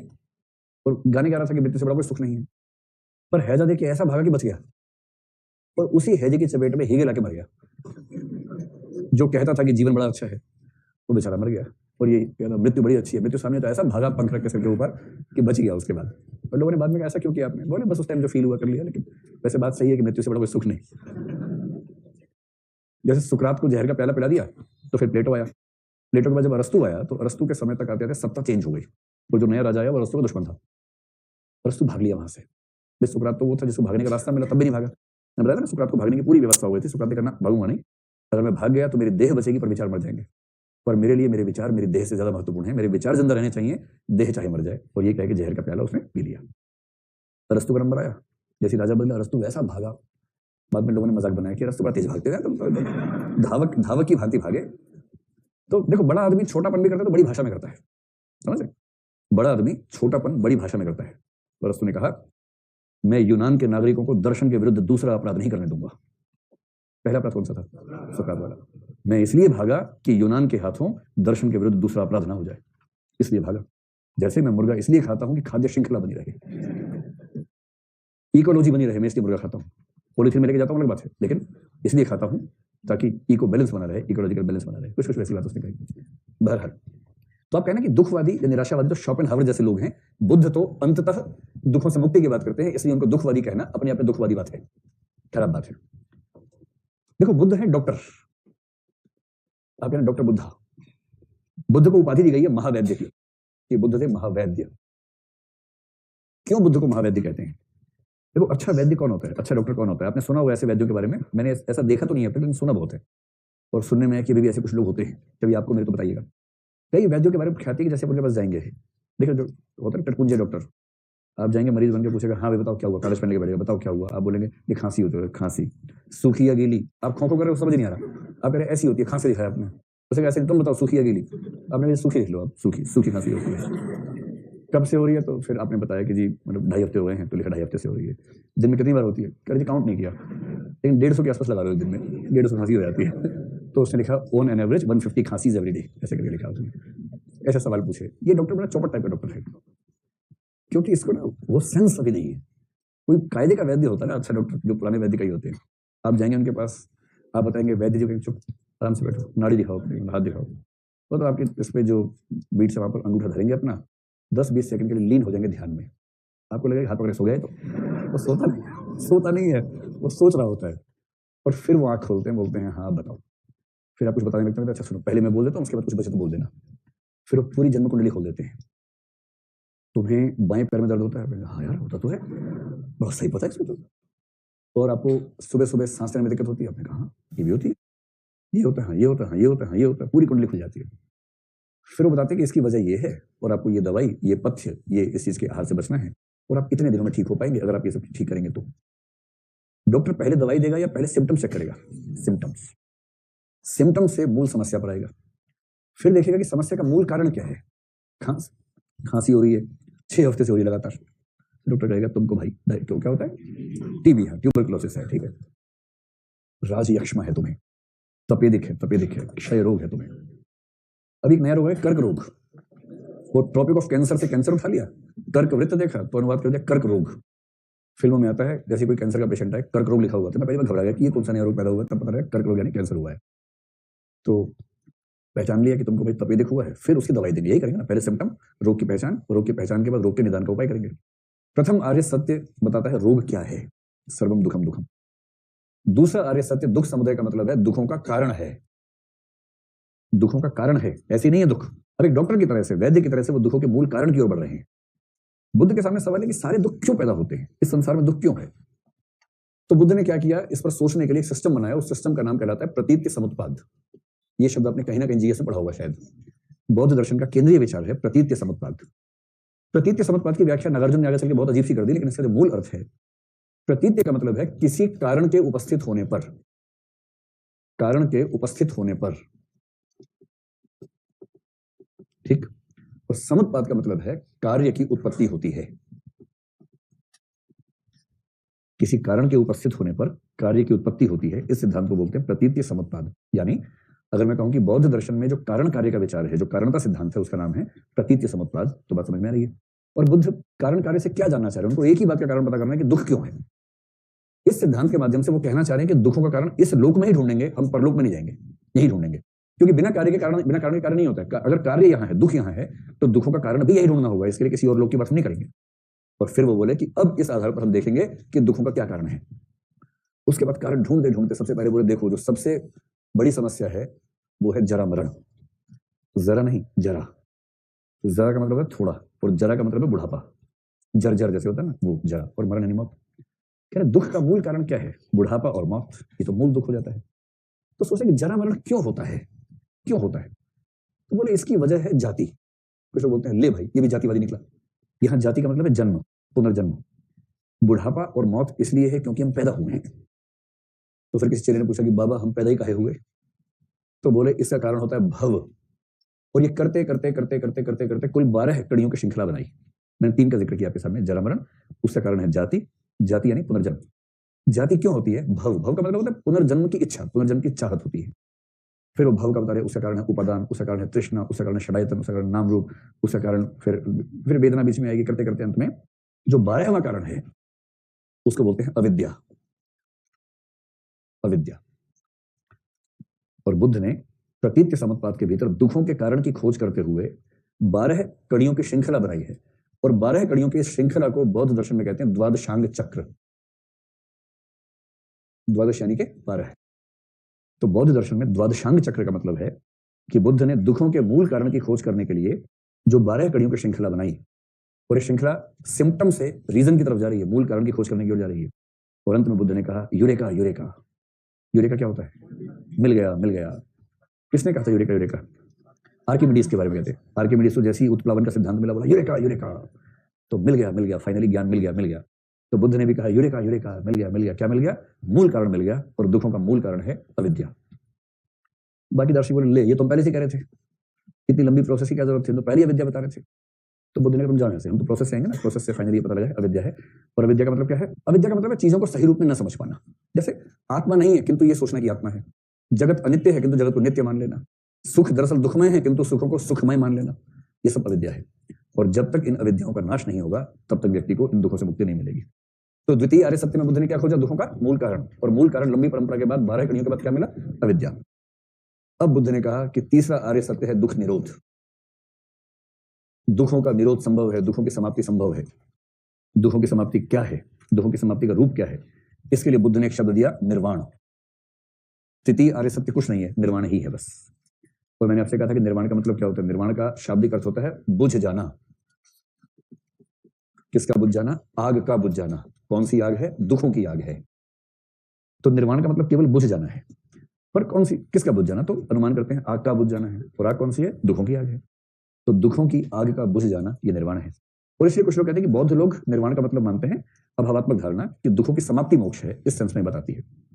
आप आगे चल के बता दीजिए कि निर्वाण आगे चल के 2 प्रकार का हो गया, एक हीनयान का हो गया और दूसरा हो गया कौन सा यान का? वायुयान। दूसरा हो गया महायान का हो गया, हीनयान और महायान। हीनयान के लोग कहते हैं कि निर्वाण का मतलब है दुखों का खत्म हो जाना, कि दुख खत्म हो गए। महायान के लोग बोलते नहीं, दुख खत्म नहीं हो गया, आनंद आ गया, सुख, निब्बानम परमम सुखम, निर्वाण जो है परम सुख है। आपको ध्यान है ना कि मोक्ष की धारणाएं अभावात्मक थी, भावात्मक थी, सब भूल गए? याद है? चलिए, निब्बानम परमम सुखम ये महायान की धारणा है। कुल मिला के इतनी सी बात ध्यान रखिए। अब ये बताइए कि बुद्ध ने ये माना था या नहीं कि जीवन में ही मोक्ष मिल सकता है? मिल सकता है। तो निर्वाण के बारे में दूसरी बात ये कर लीजिए कि जीवन मुक्ति भी हो सकती है और विदेह मुक्ति भी हो सकती है। तो जीवन मुक्ति व विदेह मुक्ति, कोई पूछेगा तो नहीं, लेकिन अगर वो पूछ ही ले आपसे तो आप बताना कि जीवन मुक्त जो होता है उसके बाद अनासक्त कर्म करता है, और वो 3 ध्यान है कि संचित कर्म जलकर राख हो जाते हैं, प्रारब्ध कर्मों का हिसाब होने तक जीवन बना रहता है, और नए कर्म संचयन बनते ही नहीं, क्योंकि अब जो नए कर्म है अनासक्त कर्म है और वो भुने हुए बीज की तरह है, इसलिए इन कर्मों से कर्मफल संचित नहीं होता है। पूरी कहानी बताइए आप लोगों को। ये निर्वाण हुआ, और ये था तीसरा आर्य सत्य। और इसके बाद चौथे आर्य सत्य में बुद्ध बता रहे हैं कि दुख निरोध का मार्ग क्या है, यानी निर्वाण की प्राप्ति कैसे होगी। दुख निरोध मार्ग क्या है? इसके लिए बुद्ध ने कहा कि अगर दुखों से सच में मुक्ति चाहिए तो इसके लिए 8 चीजों का प्रोसेस है, पूरा उन्होंने प्रिस्क्रिप्शन दे रखा है कि 8 चीजें करनी होंगी, और इसके लिए कहा है अष्टांगिक मार्ग। अष्टांगिक मार्ग, 8 चीजों का पालन करने से मोक्ष मिलेगा, निर्वाण मिलेगा। मैं आपको बता रहा हूँ, नोट्स बना लीजिए, आज से इसको फॉलो कीजिए, जल्दी ही निर्वाण प्राप्त हो जाएगा। निर्वाण, जीवन मुक्ति नहीं चाहिए, चाहिए ही नहीं, क्या चाहिए फिर? आईएएस चाहिए, क्या बात है। अच्छा, अगर सच में ईश्वर आपके सामने आके बोले कि बेटा 2 ऑप्शन हैं, आईएएस या मोक्ष, आप में से कितने लोग आईएएस मांगेंगे और कितने लोग मोक्ष मांगेंगे? वाह, क्या बात। चलिए, नहीं, अगर सच में मोक्ष और आईएएस में चुनना हो तो मतलब मोक्ष के सामने आईएएस पता है कैसे? जैसे समुद्र के सामने कोई कहे मुझे एक बूंद पानी चाहिए, मोक्ष मोक्ष है। चलिए, अष्टांगिक मार्ग में क्या है? 8 चीजें हैं। 8 चीजों में एक शब्द है कॉमन, सम्यक। सम्यक का मतलब क्या होता है? समुचित। तो सम्यक के बाद क्या क्या शब्द आएंगे उनको नोट कर लीजिए। सम्यक के बाद पहला शब्द है दृष्टि, दूसरा है संकल्प। इन सब का मतलब अभी कॉमन सेंस से हम समझ लेंगे। सम्यक दृष्टि, संकल्प, उसके बाद है वाक, फिर कर्मांत। सम्यक वाक, सम्यक कर्मांत, फिर आजीविका व्यायाम, सम्यक आजीविका, उसके बाद है सम्यक व्यायाम। व्यायाम का मतलब वो नहीं है सुबह सुबह आप पैर हाथ के पीछे से ले गए गर्दन के नीचे और वापस नहीं आ रहा उसके बाद, तो सम्यक स्मृति, और उसके बाद सम्यक समाधि। मैंने कई व्यायाम करने वाले को देखा, हमसे तो होता ही है, इन जो लोग करते हैं, एक आध को देखा कि पैर चला गर्दन के पीछे वापस ही नहीं आ रहा उसका, फिर 3-4 लोग लगे हुए पैर वापस लाने और उधर से तड़प रहा है, पैर टच करते रो रहा है, बहुत दर्द हो रहा है, और है गर्दन के पीछे। अब लाने के लिए गर्दन या तो नीचे करेंगे या पैर ऊपर, और या फिर आरी लेके आओ दर्द की सही समाप्ति करो। इसलिए हल्का हल्का सीखना चाहिए, झटके में करने से बड़ा दिक्कत हो जाती है। चलिए, क्या है देखो, सम्यक दृष्टि का मतलब जगत को सही रूप में समझना। तो दृष्टि का यहां मतलब है समझ, चीजों को सही स्वरूप में समझना, अविद्या से मुक्त हो जाना, आत्मा नहीं है, शरीर परिवर्तनशील है, इस तरह के भावों को समझना। दूसरा है सम्यक संकल्प। देखिए, मोक्ष के रास्ते पर चलने में ना, जैसे आईएएस की तैयारी में ही, क्योंकि तैयारी लंबी है, साल 2 साल 2.5 साल लग जाते हैं, तो मैंने देखा कि 100 में से करीब 60 से 70 लोग बीच में टाइम बोल जाते हैं। तैयारी शुरू करते हैं बड़े भयानक उत्साह से, आईएएस क्या बनना, आईएएस बनना है, कैसे टॉप करना है। अच्छा, तो शुरू करो, पहले क्या करोगे? पहले इंटरव्यू कर लेंगे हम। तो भाई पहले प्रीलिम्स होता है, फिर मेंस होता है, फिर इंटरव्यू होता है। तो और प्रीलिम्स के लिए ये चीजें हैं, मेंस के लिए वैकल्पिक विषय होता है, और उसके बाद 2 से 3 दिन तक खतरनाक ऊर्जा से पढ़ते हैं, उसके बाद ऊर्जा डाउन होनी शुरू। 1 महीना होते हुए मरणासन्न हो जाते हैं कि ये तो तैयारी पूरी नहीं हो रही है। तो तैयारी चलनी है 1.5-2 साल तक। तो जिनमें परसेवरेंस नहीं होता है वो चल पाएंगे या ढह जाएंगे, बीच में ढह जाते हैं, खत्म हो जाते हैं। संकल्प शक्ति चाहिए, क्योंकि बहुत लंबी प्रक्रिया है, मजाक नहीं है, बहुत मुश्किल उद्देश्यों के लिए चाहिए बहुत ठोस संकल्प। जैसे सम्यक संकल्प, बहुत मजबूत मन होना जरूरी है कि मोक्ष प्राप्त करना है तो करना है। ये नहीं कि शाम तक मिलेगा ठीक वरना वापस आ जाएंगे, कि शाम तक मिला ठीक वरना चलते हैं ढाबे में, ये ऐसे मोक्ष नहीं मिलता है, उसके लिए बहुत ज्यादा करना। सम्यक वाक्य का मतलब है सत्य बोलना और मधुर बोलना, जो कि कॉन्ट्रडिक्शन है शायद। आपने सुना सत्य हमेशा कड़वा होता है, ये अपने आप में झूठ है, क्योंकि सत्य हमेशा कड़वा क्यों होगा?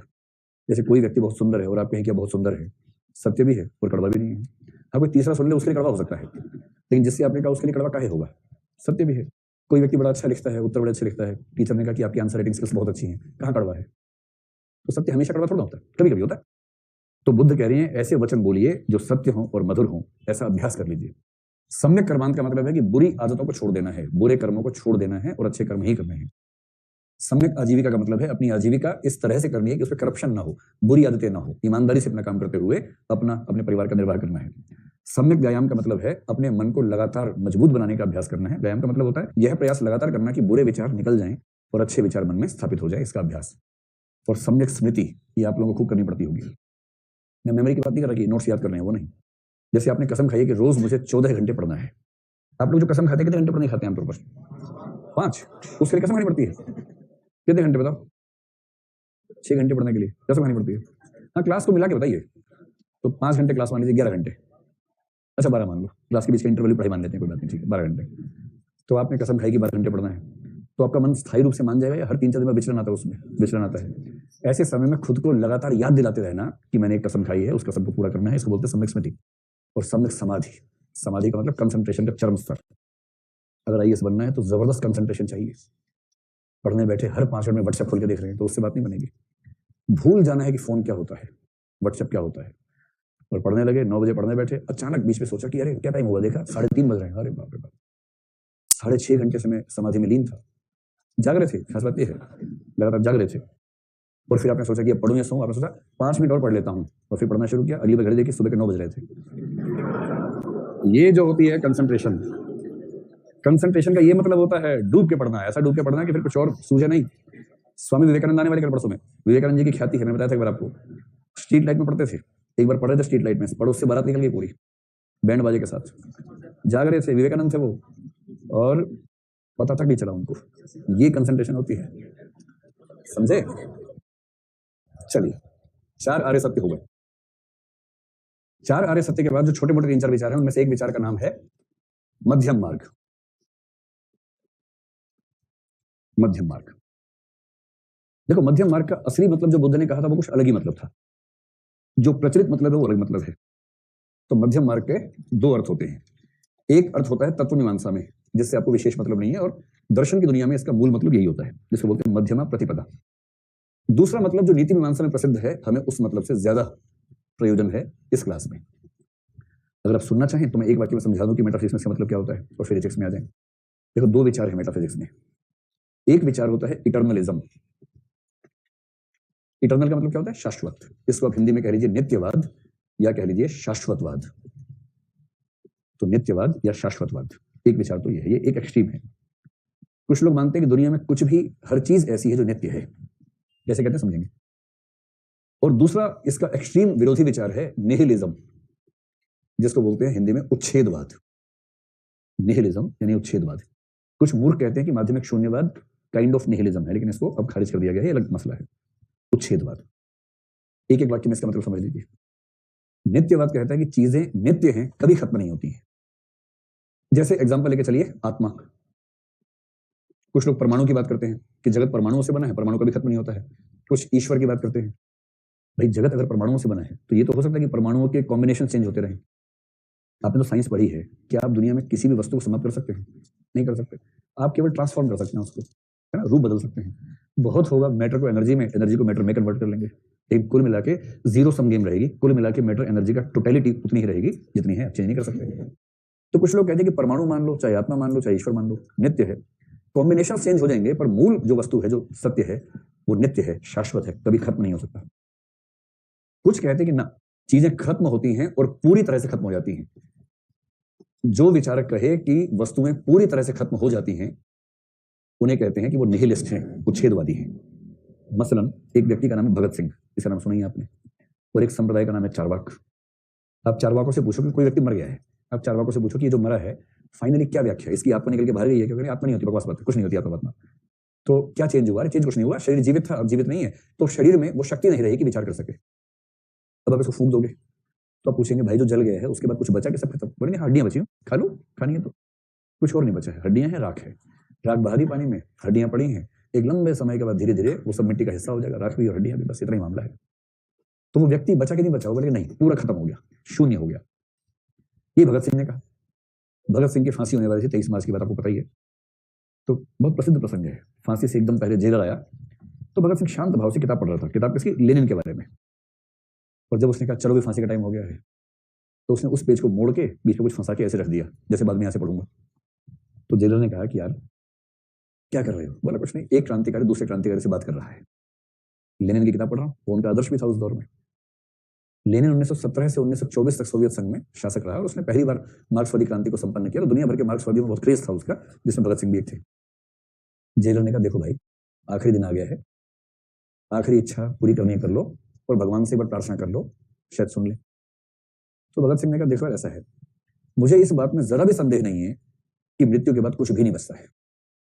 मुझे अच्छी तरह पता है कि मैं फांसी पे टंगूंगा, मरूंगा और मेरी मृत्यु मेरा पूर्ण अंत है। ना आत्मा है, ना चेतना प्रवाह है, ना ऐसा कुछ है जिसे मोक्ष मिलेगा या स्वर्ग मिलेगा या पुनर्जन्म मिलेगा, कुछ नहीं मिलेगा, मैं जानता हूं। और जिस सिद्धांत पर मैं जीवन भर चला, उस सिद्धांत को मरने से एकदम पहले छोड़ दूं तो क्या मुंह लेके मरूंगा। इसलिए कहते हैं भगत सिंह मरा सुकरात की तरह है, कि मेरे विचार नहीं मरने चाहिए, मेरा शरीर मर जाए तो मर जाए, विचार ना मरे, इस भाव से मरा। दमदार आदमी था, तभी ऐसा कर गया। तो जो कहता है कि समाप्ति के बाद कुछ भी नहीं बचता है, वो निहिलिस्ट है। जो कहता है कि समाप्ति होती ही नहीं, वो इटर्नलिस्ट है। बुद्ध ने इनके बीच का रास्ता निकाला, जिसको बोलते हैं अनित्यवाद। और अनित्यवाद का मतलब है कि कोई भी चीज स्थायी नहीं है, किंतु कोई भी चीज खत्म नहीं होती है। हर चीज बदलती रहती है, चेंज होती रहती है। हर चीज अगली चीज में शामिल होके खत्म हो जाती है।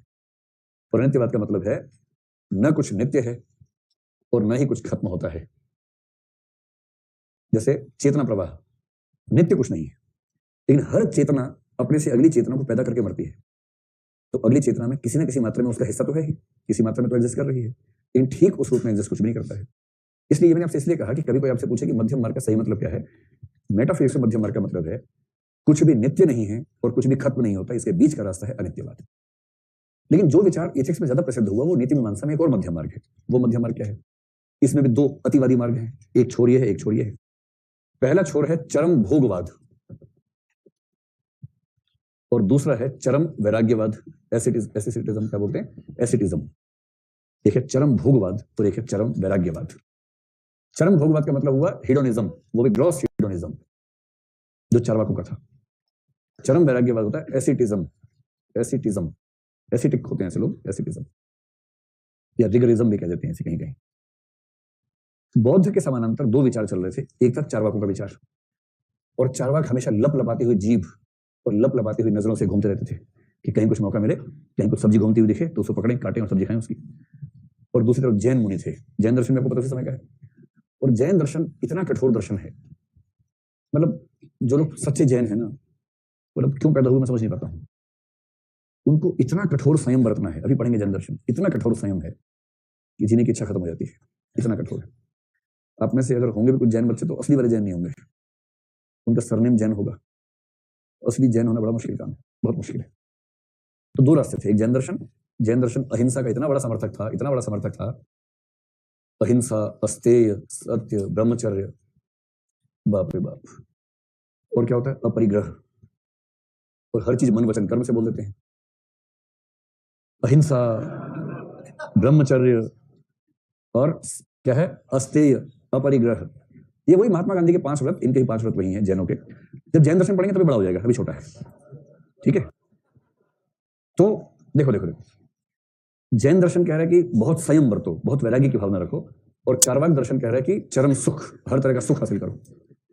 बुद्ध ने कहा कि अगर इस रास्ते पर चलेंगे तो मनुष्य और पशु में अंतर नहीं बचेगा, ये रास्ता पशुओं वाला रास्ता है, जानवर का रास्ता है।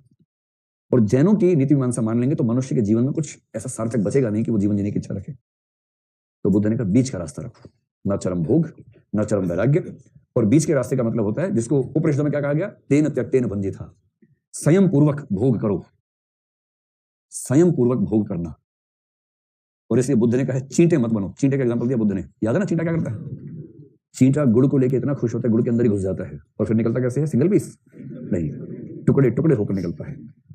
बुद्ध ने कहा कि वासनाग्रस्त व्यक्ति उस चींटे के समान है जो गुड़ के भीतर घुस गया है, उस पतंगे के समान है जिसको पता है कि आग में जल जाऊंगा, लेकिन उसके बाद बार बार आग के पास जाता है, गर्मी लगती भागता है वहां से, फिर जाता है और अंत में एक बार जल के राख हो जाता है। पतंगे को देखा भाई, बार बार आग के पास जाएगा। अपना ही सोचिए, किसी का मत सोचिए। जैसे आपको फुंसी फोड़ा हो गया हो कोई, और डॉक्टर कहे कि बस हाथ मत लगाना इस पे, खुजली मत करना, और कैसे होता है उस समय, ऐसे ऐसे मन करता है। और नाखून बड़े हो तो उसका सुख ही अलग है, नाखून ना हो तो फिर वो मजा नहीं आता। नाखून हो नहीं तो दोस्तों बोलते नाखून वाले को, यार तुम कर दो, कहता ठीक मैं ये सब काम कैसे करूंगा। बड़ा नाखून हो, फिर आप पहले उसके आसपास तक लेके जाते हैं, उसके आसपास के इलाके तक, फिर उसके आसपास गोल गोल घुमाते हैं नाखून को, और अंत में एक खास क्षण आता है जब आपको लगता है बस अब और ही रहा जाएगा, और फिर आप खड़ाक से उसके ऊपर से निकालते हैं, राजमार्ग बनाते हुए उसके ऊपर से, एकदम खूनम खून सब हो जाता है। और उसके बाद प्रोसेस जीरो से फिर शुरू होता है। 4 दिन बाद फिर वहां पहुंचता पॉइंट, फिर उंगली जाती है ऐसे करके। इसलिए जो चींटे इस तरह के हैं उन चींटों को हमेशा दुख होंगे, कष्ट होगा। ये बुद्ध बहुत पहले कह गए, समझ में आ गया? इसको बोलते हैं बीच का रास्ता, स्वयं पूर्वक भोग करो। और ये रास्ता सच में दुनिया में सबसे अच्छा रास्ता है। इसकी तुलना करनी होगा आपको। किसी ने बुद्ध से पूछा, बुद्ध सही से समझा के बताओ कि बीच का रास्ता क्या मतलब हुआ। फिर बुद्ध ने कहा चलिए एग्जाम्पल ले, तू भी क्या याद रखेगा। बुद्ध का एग्जाम्पल है, जैसे मान लो कि एक जैन साहब जा रहे हैं, एक चारवाक साहब जा रहे हैं, और सामने एक मुर्गा कुकड़ू को करते हुए जा रहा है। जवान मुर्गा है, स्वस्थ मुर्गा है, जो देख के लग रहा है कि बहुत टेस्टी होगा। चारवाक जैसे देखेगा उसके मुंह से पानी टप टप गिरने लगेगा कि यार कितना टेस्टी लग रहा है, अरे यार कितनी मोटी इसकी गर्दन है, अरे कितनी नरम खाल है, आज तो इसे खाएंगे, आज पार्टी करेंगे। और जैसे जैन दार्शनिक उसको देखेगा वो करुणा से भर जाएगा, लगता है इसका जीवन समाप्त होने वाला है। जरूर पिछले जन्म में इसने कर्म ऐसे किए कि इस जन्म में मुर्गा बना है, वो भी स्वस्थ मुर्गा बना है, इसलिए इसका मरना तय है। अगर आप किसी सच्चे जैन को मुर्गा खाओगे वो उल्टी कर देगा तुरंत वहीं पर, मुर्गा नहीं खाएगा।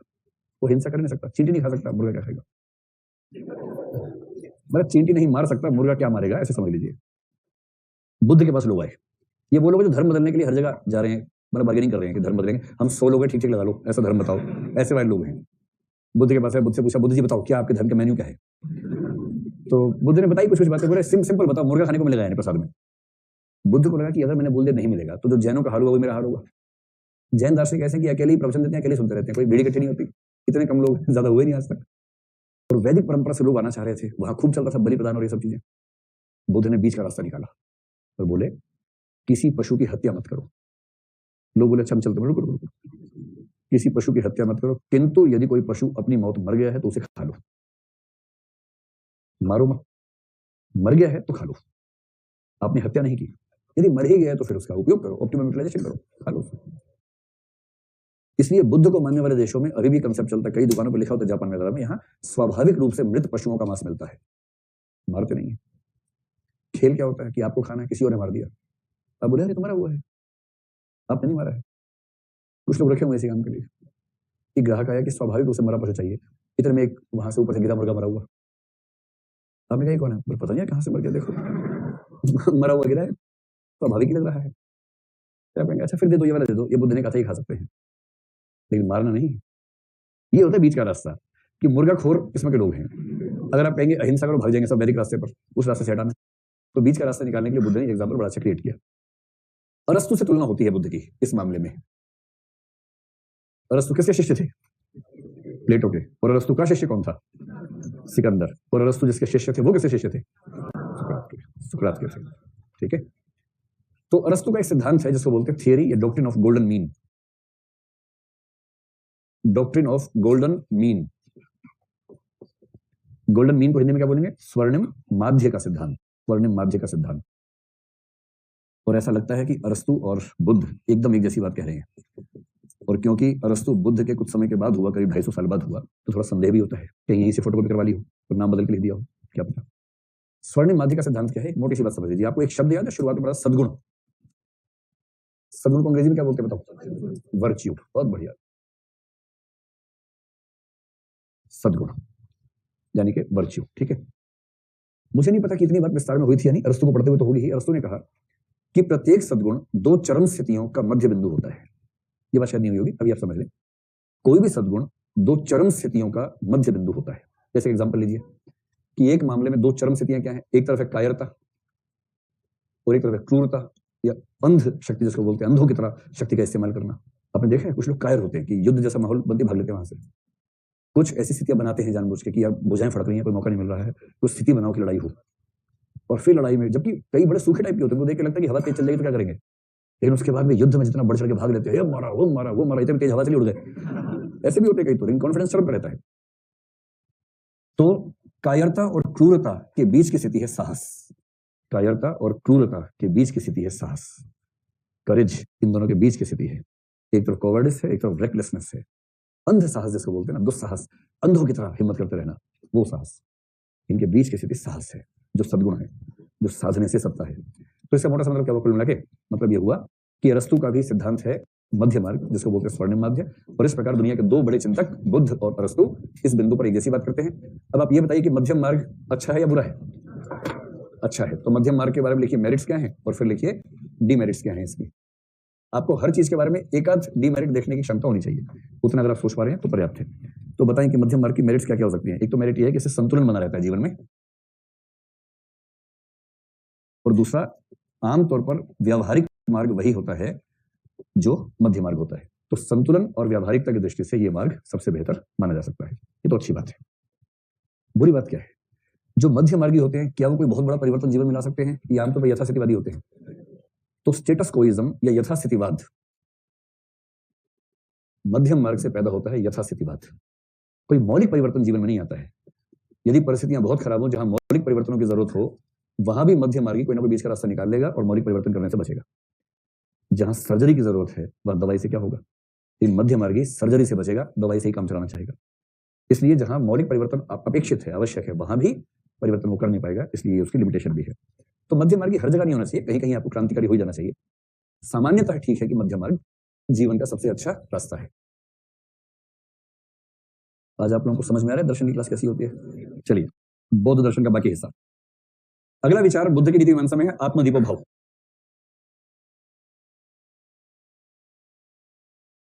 ये सब विचार तो दो दो लाइन में लिखने वाले विचार है, कुछ खास बात नहीं है। मतलब प्रश्न अगर आएगा बुद्ध पर तो आपसे पूछेंगे या तो 4 आर्य सत्य, या पूछेंगे बुद्ध का मध्यम मार्ग, बस।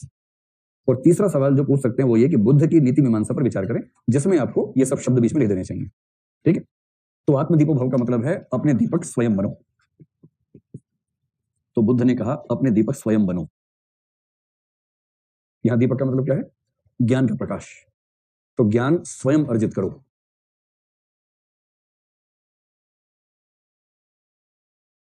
यह बुद्ध का एक बहुत ही प्रसिद्ध सूत्र है, अपदीपो भाव या आत्मदीपो भाव।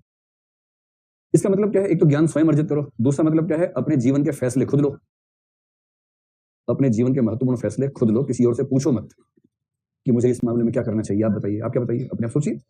जीवन आपका, कुल्हाड़ी आपकी, पैर आपका, अब उसका कैसे उपयोग करना है खुद सोचिए। तो अपने निर्णय स्वयं लेना, अपना उपयोगी ज्ञान खुद अर्जित करना, इसको बोलते हैं आत्मदीपो भाव। इसका मतलब है कि आप दूसरों से परामर्श लें, इसमें दिक्कत नहीं है। परामर्श लें, सलाह लें, किसी की राय लेने में कोई दिक्कत नहीं है, वो सब ले सकते हैं। लेकिन इसके बाद अंततः जब फैसला करने की घड़ी आए तो अपने फैसले, अपना निर्णय खुद करना, इसको बोलते हैं आत्मदीपो भाव। कितनी शानदार बात। इसका मतलब क्या हुआ कि बुद्ध क्या चाह रहे हैं? बुद्ध को उस तरह के फॉलोवर्स चाहिए, मूढ़ किस्म के अनुयायी चाहिए या समझदार किस्म के लोग चाहिए? समझदार लोग चाहिए। और आत्मदीपो भाव का एक रेफरेंस ये भी कि बुद्ध ने जानबूझ के कुछ कठिन दार्शनिक प्रश्नों के जवाब दिए नहीं, और सबसे कहा कि खुद रियलाइज करो, उस बिंदु तक पहुंचो। बिना मरे स्वर्ग नहीं मिलता है। स्वर्ग का सुख चाहते हो तो उसके लिए मरने का साहस रखो, कैसे कैसे मिलेगा। इतना सा विचार है आत्मदीपो भाव। अब यदि आपको बताना हो इसके मेरिट्स क्या हैं और इसके डिमेरिट्स क्या हैं, इसके गुण और अवगुण क्या हो सकते हैं, एक एक दो दो पता होने चाहिए। अच्छा, ये सिद्धांत जो है ना आजकल शिक्षा व्यवस्था में खूब चलता है, जो है ना ज्ञान स्वयं अर्जित करो। कई स्कूलों में जो शिक्षा व्यवस्था है उसका मूल आधार यही वाक्य है। लेकिन शिक्षा व्यवस्था में ना भारत में बहुत कम प्रयोग हुए हैं। अभी दिल्ली की जो वर्तमान सरकार थी भी और हो भी रही है फिर से, उसने कुछ प्रयोग किए हैं, अच्छे प्रयोग किए हैं, लेकिन अभी भी वो स्तर प्रयोगों का नहीं है जो आगे चल के होने की उम्मीद कर सकते हैं। आपको पता है कि आजकल जैसे आपने जिस बोर्ड से पढ़ाई की है, कुछ ने किया होगा सीबीएसई से, आप में से कितने बच्चे सीबीएसई वाले हैं और कितने लोग स्टेट बोर्ड वाले हैं, यूपी या बिहार? अच्छा, ज्यादा लोग उसी बोर्ड के हैं। अच्छा अच्छा, यूपी बोर्ड से कितने हैं? आधा भारत तो उसी से होगा। हाँ, ठीक बात है। और बिहार बोर्ड से? वाह, बहुत बढ़िया। और झारखंड बोर्ड से? झारखंड बोर्ड से अच्छा 3 4, गुड। हरियाणा बोर्ड से? वहां से भी हैं 3 4 लोग, गुड। तो जो राज्य, अब देखिए क्या होता है, एक होता है स्टेट एजुकेशन बोर्ड, एक है सीबीएसई। एक जनरल परसेप्शन है कि सीबीएसई बोर्ड स्टेट बोर्ड से बेहतर होता है। परसेप्शन है, ऐसा है नहीं, आप लोग चिंता ना करें, है ना। और स्टेट बोर्ड में क्या होता है, टीचर्स का मुख्य काम होता है क्लास में जाना, बच्चों को नोट्स बनवा देना, फिर बच्चे रटेंगे साल भर, उसके बाद ठीक से निगल लिया, परीक्षा में जाके उगल दिया। और इस प्रकार एक क्लास पूरी ऐसे लगातार 12 बार निगल उगल प्रक्रिया करने के बाद बच्चा स्कूल से बाहर निकलता है, फिर 3 साल कॉलेज में निगल उगल, उसके बाद ग्रेजुएट हो जाता है। और आप पाएंगे कि आमतौर पर ग्रेजुएशन करने के बाद भी उसको बहुत बेसिक बातें नहीं पता होती हैं, जीवन की समझ, या जिस चीज में आगे जाना है, जीवन में व्यवसाय में जाना है, उसकी समझ, उन सब चीजों के मामले में मामला गोल रह जाता है। स्किल्स, जैसे उत्तर भारत में ग्रेजुएशन करने के बाद भी अधिकांश बच्चों को ये नहीं पता होता कि माइक्रोसॉफ्ट के कौन कौन से प्रसिद्ध सॉफ्टवेयर हैं, माइक्रोसॉफ्ट वर्ड कैसे काम करता है, माइक्रोसॉफ्ट का जैसे एक्सेस है या एक्सेल है, ये कैसे काम करते हैं। जबकि सच ये है कि इस समय व्यावसायिक दुनिया में इसके बिना, इसको एबीसीडी माना जाता है, एबीसीडी, इसके बिना वहां कोई पूछेगा भी नहीं। और हमारा सारा एजुकेशन सिस्टम ऐसा है जो उन बेसिक चीजों को भी नहीं सिखा रहा जिन बेसिक चीजों के बिना आगे कोई गति होने वाली है नहीं। तो आजकल जो नए सिस्टम्स एजुकेशन के, उसमें ऐसा बहुत सारा आ गया है। उसमें ज्यादा पढ़ाते नहीं है, उसमें बहुत सारे काम करने को देते हैं। जैसे गरीबी है तो पढ़ाएंगे नहीं गरीबी क्या होती है, हल्का सा बताएंगे, फिर किसी ऐसी जगह बच्चों को ले जाएंगे जहां गरीबी दिखे उनको। वो कहेंगे कि 6 घंटे यहीं रहना है, यहाँ के बच्चों से बात करो, यहाँ के पेरेंट्स से बात करो। और 6 घंटे के बाद बच्चा जो आएगा वो गरीबी पर शायद निबंध ना लिख पाए क्योंकि उसके पास नोट्स नहीं है, पर उसे गरीबी की सेंस आ गई है। तो आजकल एजुकेशन के कुछ बहुत अच्छे सिस्टम चलने शुरू हुए हैं जो पहले के सिस्टम से बेहतर है। और ऐसे सिस्टम जो होते हैं इसमें मूल मंत्र होता है ज्ञान खुद अर्जित करना है। ये मान के चलना ही नहीं है कि स्कूल में टीचर ज्ञान देने के लिए आए। टीचर तो केवल ये बताएगा कि ज्ञान प्राप्त करने का रास्ता क्या है, वो हिंट कर देगा कि ये रास्ता है, उस रास्ते तक पहुंचा देगा। उसके बाद बच्चे खुद इंटरेक्शन से, आपस की बातों से, उन लोगों से बात करके खुद सीखेंगे और बाद में उसकी रिपोर्ट बनाएंगे कि मैंने क्या क्या सीखा और वो पेश करेंगे। तो आपके हिसाब से ये वाला सिस्टम जिसमें किताबी ज्ञान बहुत कम है पर ये जीवन से ज्यादा लिंक होगा या कम लिंक होगा? ज्यादा लिंक होगा। और ऐसे स्कूलों में ये मतलब ही नहीं होता कि 12वीं क्लास से कितना रटवा देना है, कुछ नहीं, बहुत कम चीजें पढ़ाते हैं। वो कहते हैं कि 12वीं क्लास के बाद बच्चे को जिस क्षेत्र में जाना है उसमें वो अपने आप पढ़ लेगा, तब तक उसको ऐसा बना दो कि उसे सीखने की ललक और किसी चीज को कैसे सीखना है ये मेथड समझ में आ जाए उसको। अगर मेथड समझ में आ गया तो वो जो भी रास्ता चुनेगा जीवन के लिए सीख ही लेगा। और आप भी जानते हैं अधिकांश विद्यार्थी 12वीं क्लास ग्रेजुएशन के बाद पहली बार पढ़ना शुरू करते हैं, तो वही पढ़ेगा, ऐसा क्या है। तो ये सिद्धांत आजकल शिक्षा में बड़ा महत्वपूर्ण है। अपने प्रकाश, अपने ज्ञान स्वयं अर्जित करो। इसकी मेरिट्स क्या है? इसकी पहली मेरिट तो यह है कि यह प्रत्येक व्यक्ति के विजडम में विश्वास करता है, व्यक्ति की विवेकशीलता में विश्वास। कितना अच्छा विचार है। और अगर ये तरीका हमारे स्कूल अपना पाए कभी भी, तो तारे जमीन पर नहीं आएंगे, तारे आसमान में रहेंगे उसके बाद। क्योंकि तारे जमीन पर फिल्म में जो बच्चा था वो सच में कमजोर बच्चा था या उसके स्कूल के लोग समझ नहीं पा रहे थे कि वो कैसा बच्चा, समझ नहीं पा रहे थे, है ना। दूसरी बात है कि इससे किसी समाज में ज्ञान का विकास ज्यादा होगा।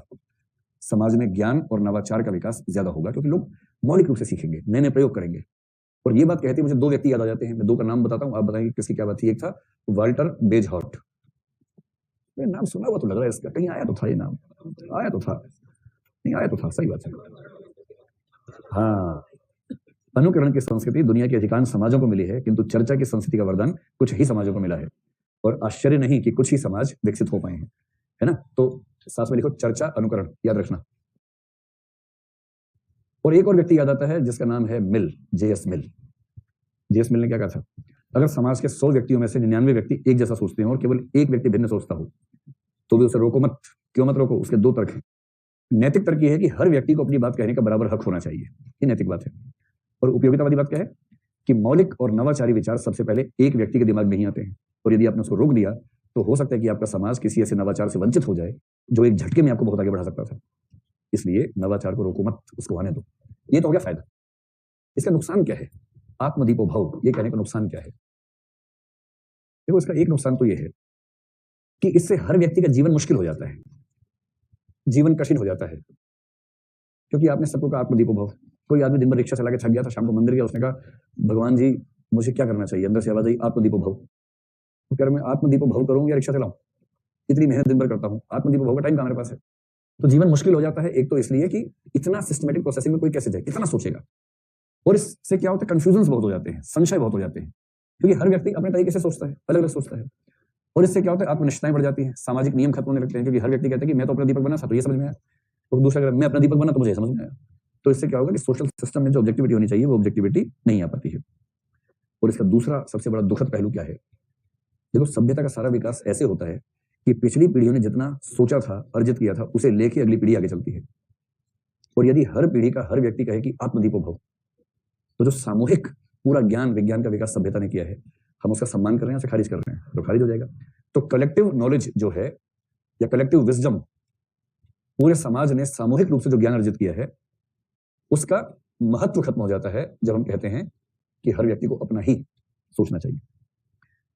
अच्छा, चलिए एक आखिरी सवाल का जवाब दीजिए, इससे बात समझ में आ जाएगी। आप लोग जिस उम्र में है उस उम्र में इसका जवाब बहुत रोचक हो सकता है देना।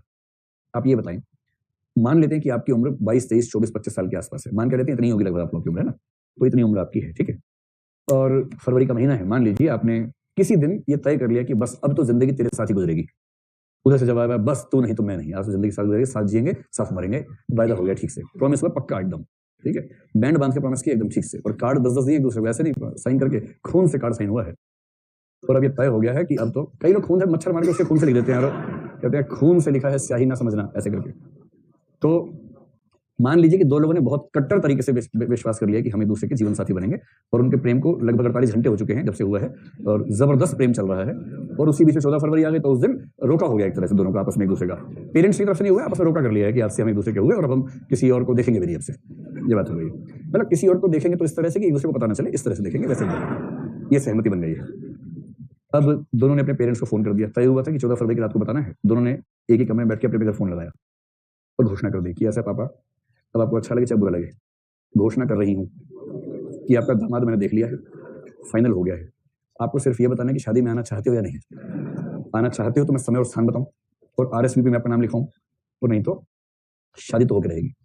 उधर लड़के ने अपने पेरेंट्स को बोल दिया, दोनों पेरेंट्स के घर में स्यापा मच गया है और विलाप रुदन वो सब शुरू हो गया है, बच्चा हाथ से निकल गया। फाइनली दोनों पेरेंट्स आए, दोनों ने अपने भावी दामाद और बहू को देखा और फिर अपने अपने बच्चे को अकेले में समझाया कि बेटा तू नहीं समझ रहा, बेटी तू एकदम गधी है, नहीं समझ रही है, ये लड़का तेरे लिए ठीक नहीं है, बेटा ये लड़की तेरे लिए ठीक नहीं है। उन्होंने समझाया और आपने कहा कि बाबूजी आपने वही साबित कर दिया कि माँ बाप भी समझदार हो नहीं सकते, एकदम बुढ़े हो गए आप लोग, समझ नहीं रहे आप लोग, मैं युवक हूँ, मैं युवती हूँ, मुझे अधिकार है, ये है वो है।